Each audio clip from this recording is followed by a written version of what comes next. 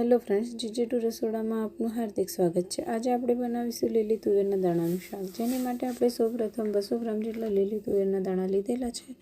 તેમાં આપણે તપેલીમાં 1 કપ પાણી એડ કરી અને થોડુંક મીઠું નાખીને તેને બાફી લઈશું। તે બરાબર કૂક થઈ જાય તે પછી તેમાં એક કડાઈમાં 2 ચમચી તેલ એડ કરીશું અને તેમાં આપણે અડધી ચમચી રાઈ અને જીરું નાખીશું। પછી તેમાં કઢી પત્તા નાખીશું અને તેમાં હિંગ એડ કરીશું। 2 ઝીણી સમારેલી ડુંગળી નાખીશું।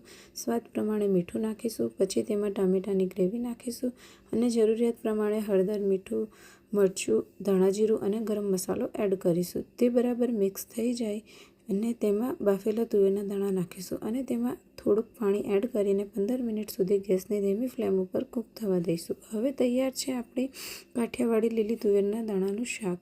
રોજે અવનવી વાનગીઓ બનાવતા શીખવા માટે અમારી ચેનલને લાઇક કરો, શેર કરો અને સબસ્ક્રાઈબ કરો। Thank you.